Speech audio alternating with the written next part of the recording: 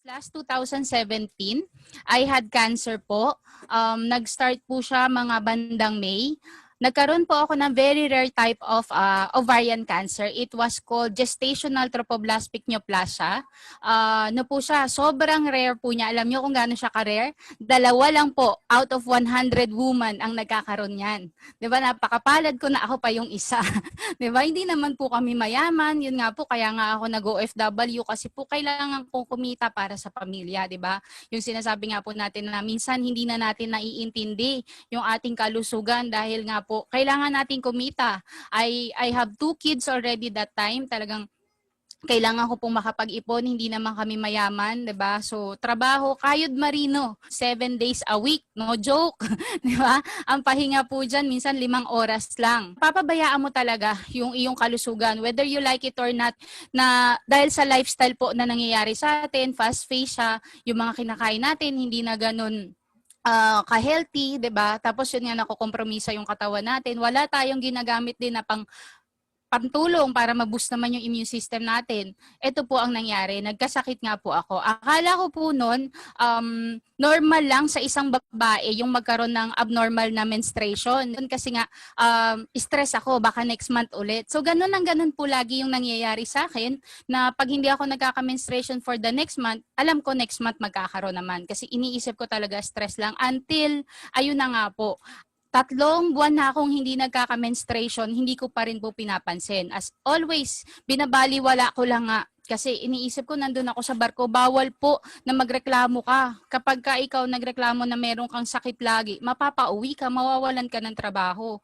So kinimkim ko lang po siya until hindi ko na napigilan. Kasi sumakit po yung tiyan ko at nag-report po ako sa medical center. Bago nila po ako binigyan ng gamot, protocol po yun, ipe-pregnancy test ka muna para safe ba na bigyan ka ng gamot, diba? Yun po, positive. So hindi ka na pwedeng bigyan ng gamot, uwi ka na lang. 'Di ba? Pwede naman umuwi, pabalik ka naman kapag nakapanganak ka na. So okay lang. That is my third pregnancy supposed to be. So syempre excited ka rin, 'di ba? Uwi po ako ng Pilipinas, ni June 5, nasa OB-GYN clinic na po ako. Ini-interview ako ng doktor, 3 buwan ka nang di nagkakaroon, ba't ang liit ng tiyan mo? 'Di ba? Pinahiga po ako, chinek yung tiyan ko, walang heartbeat na marinig doon sa stethoscope. Iba na, nag-iba na yung mukha ng doktor. Una, ano siya, excited. Transvaginal ultrasound ang ginamit sa akin. Ayun na. Na-reveal po kung ano talaga yung laman ng matris ko.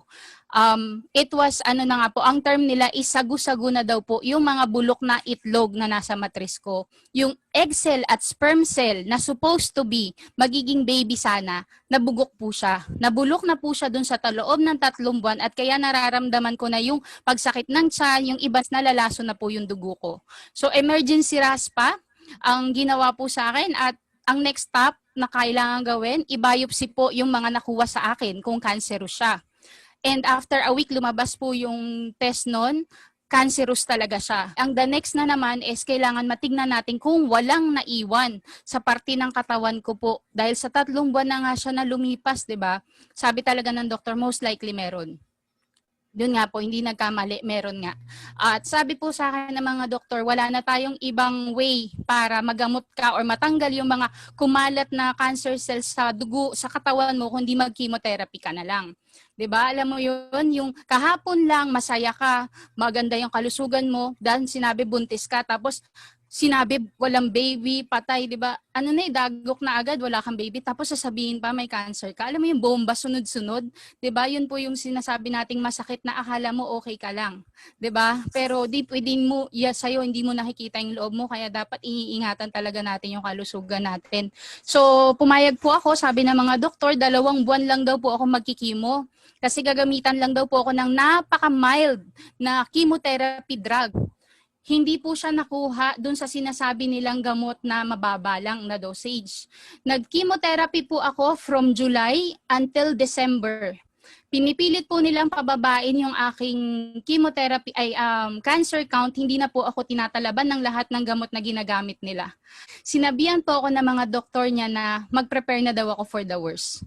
'Di ba? Habang lahat kayo magpapasko, sasabihin nyo mag-prepare tayo for Christmas, kami mag-prepare na daw po kami sa worst kasi hindi na nila alam kung ano pang mangyayaring pwede sa akin. Sobrang tapang na po ng mga gamot na ginagamit ko until eto na po talaga yung itsura ko niyan. I was giving up already all hopes and I'm giving my life to God. But of course, in my heart, alam niyo yun, kailangan lumaban ka kasi nanay ka. I have a daughter po, ito, 6 years old lang siya this time. Iniwan ko po tong bata na to, 5 months old. Bumalik na po ako sa pagbabarko. Every year, 2 months ko lang siyang nakakasama. So yun yung masakit, no? Nagtrabaho ka ng matagal na panahon para nga balang araw, maganda yung buhay ng anak mo. Yun pala, 'di ba? Ikaw rin yung magiging cause para maging pangit yung mangyari sa kanya kasi may sakit ka na. Ikaw na nanay, ikaw dapat nag-aalaga sa kanila. Wala ka. Napabayaan ko na po sila at ito po, sobrang labo na ng mata ko, sobrang kalbo na ako, bulol na po ako dyan, hinang-hina na po ako. Kaya po talagang binigay ko na sa Diyos yung buhay ko. Sabi ko, Lord, December po yan, no, 2017. Sabi ko, Lord, tagal naman ma-reveal nitong purpose na to, diba? Lord, kung may purpose ka, sana naman wag mo na pong paabutin ng January yung aking sakit. But God is so good, alam niyo po, yung December na yan na hindi na nila alam kung anong gamot ang gagamitin nila sa akin. Sabi nila sa akin ng doktor, 1 deal na lang. Etong last na gamot na to, gamitin natin to sa'yo. Pag ito gumaling ka dito, sure na sure, eto na. Sabi po kasi nila, kailangan daw sa isang gamot na gagamitin sa'yo, makalima kang negative. Na yun, saka kanila i-declare na cancer-free. And I talked to God and I said to God, Lord, ito na lang, last time ko na po gagamitin tong gamot na to. Gumaling ako ngayon or hindi ako gumaling, eto na po talaga, okay na ako. I surrender everything to you. And to our surprise nga po, first week ng January, gulat na gulat po yung mga doktor kasi biglang nag-negative 3. 'Di ba? From 200, nag-negative 3 po yung aking cancer count na gulat na gulat sila, sabi nila, hindi daw po yun totoo. 'Di ba? Yung mga doktor sabi nila, hindi yan, mali yan. Kailangan nating ulitin nga yan ng 5 times, kailangan ituloy. Pero ayoko na po. I said to the doctors, hindi ko po, nagalit sila sa akin kasi binaypass ko na daw po, birinay ko na yung protocol, hindi na raw po nila ako tanggapin doon sa ospital. Next week daw po, tataas ulit yung cancer counts ko. And sabi ko, sige, let it be, 'di ba? Kung yun po talaga yung kaloob ng Panginoon, edi kung yun na, 'di ba? And I just prayed to Lord na bahala ka na sa akin, God. Tapos tinanong ko rin po yung doktor, anong nangyari sa akin, Doc? Bakit po ako nagkaganon? Sabi lang po nila sa akin, until this day, nung daw pong kausap nila ako, wala pang definite reason kung ba't nagkakaganyan ng isang babae. Pero ang nirule out po nila na cause is mahina na immune system na naman. 'Di ba? Kasi you, as the mother, as the host, hindi mo kayang bumuhay ng bagong buhay sa loob mo, kaya namatay sila. Dapat pala mapabalik ko na lang yung immune system ko na malakas. 'Di ba? At hindi na ako magkasakit ulit. Kasi okay na basta ako po talaga, claim ko na yung healing ko kay Lord siya galing. At naniwala po ako na si Lord na ang magtutuloy-tuloy niyan. At awa nga po ng Diyos, start na po rin yun ng spiritual journey ko, sinisik ko na siya. Of all Bible study group or church na mapuntahan ko, na-invite po ako sa isang Bible study group na nandun po yung mga angels na nag-abot sa akin ng barley. 'Di ba? Yung ginamit ni Lord na kasangkapan. Ito po sila, si Mentor Nice at si Mentor RJ. Nakita niyo po, August 24, 2018. This is the first time na binigyan po nila ako ng barley. 'Di ba? Nag-usap po kami Sunday niya, so siguro 2 days ago from that day, and sinabi nila, sis, yung sharing mo kahapon dun sa natin, sa Bible study mo, actually alam mo ba, may Prada kami. Ito yung ginamit ni Miss Maritoni dati nung nagre-recuperate siya sa pagkaka-cancer niya. Sabi, alam mo yung narinig ko yung nagre-recuperate sa pagkaka-cancer, parang tung, gawin agad yung pandinig mo, 'di ba? Kasi yun yung pinagpe-pray mo So sabi ko, sige. Siyempre, hindi ko pinakikita excited ka sa kanila, di ba? So, ayun po. Pero pag-alis nila, nagtimpla agad ako. Tapos, ni-research ko siya sa Google at nakita ko nga po, wala namang pangit na side effect pala ang barley. So, talagang sinubukan ko na siya, trinay ko na po at ginamit ng ginamit.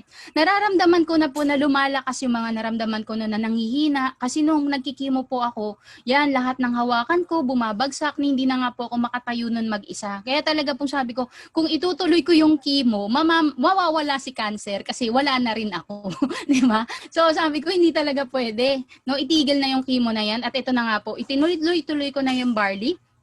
August 24, 2018. Nakakaramdam ka na ng buti, pero nare-realize ko na rin ako, ang ganda pala nito. Pwede ko tong i-share sa mga kasamahan kong seafarers. Kasi yung mga kasamahan ko pong nagbabarko, ang daming ang nagkasakit. May mga nagkandamatay pang nakakita ko. Tapos kinuukil-kil na ako ng konsensya ko. Share mo na, di ba? Yung share mo lang. After 4 months of taking barley, kinabahan ako. Alam niyo po kung bakit. Po, January 2019. Tumigil na naman po yung menstruation ko. Lahat po nung nangyayari sa akin bago ko magka-cancer, nangyari na naman.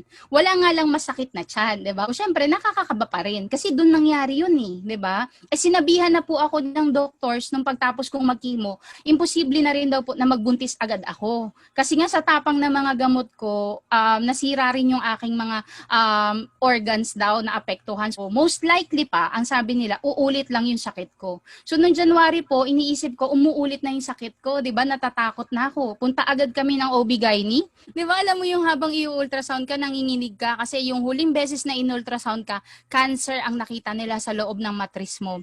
Pero thankful to God po, ang nakita nila sa loob ng tiyan ko this time is a sleeping baby. So this time, gulat na gulat po sila. Anong nangyari? Kala ba namin galing ka sa cancer, di ba? Hindi nila po pala masyadong siniseryoso yung sabi kong galing akong cancer noon kasi nung nakita po nila, ganito na yung itsura ko. How can I recover for just 1 year daw po na normal yung itsura ko? Pinadala po nila lahat ngayon ng mga papers ko na galing po talaga ako sa mga chemotherapy at natakot po sila kasi sobrang tapang ng mga ginamit sa aking gamot. Eto na naman po sinabi nila, sigurado, yung babying lalabas sa'yo abnormal. Kasi po, it will take daw pala 3 years para ma-eradicate yung mga cancer chemotherapy drugs sa katawan ng isang nag-chemo.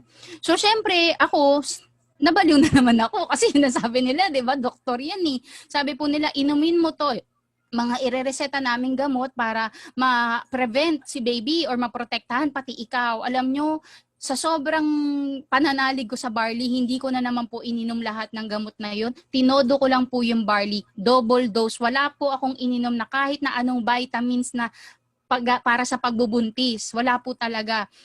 Sinasabi ko po yan sa mga OB ko noon. Hindi ko po iniinom yung vitamins. Ano ininom mo? Barley lang po, 'di ba? Tapos magugulat po ako yung mga kasabayan ko mga buntis, may mga UTI, ako po wala. Parang alam mo yung doktor ko, inaantay niya na pumunta ako doon tapos may UTI ako. Kasi nga hindi ko iniinom yung mga vitamins niya eh. Pero wala po talagang nangyari sa akin ganyan at salamat po. After 9 months, ayan. Lumabas na po yung ating miracle baby boy na talaga naman pong sobrang healthy, normal in all aspects, glory and thankful to God.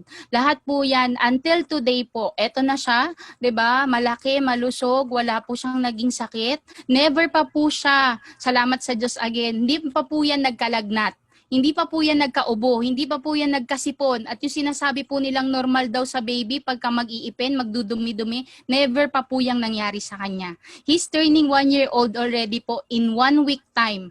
At yan lang po ang pinaiinom ko sa kanya, barley. Kahit po i-drug test nyo tong anak ko, wala po kayong makukuha sa dugo niya yung kahit even vitamins. Kasi barley lang po talaga ang iniinom niya every single day. Parang aso po yan, di ba? Yung aso, pag inanyaw na mo ng buto, lalapit. Eto, ganyan na mo ng barley, lalapit. That's the reason why po talaga, shinare ko na po talaga yung barley to all of the people that I would meet. And kasi naisip ko po, di ba, kung sarilinin ko tong testimony ko, hindi ko naman ikayayaman yan.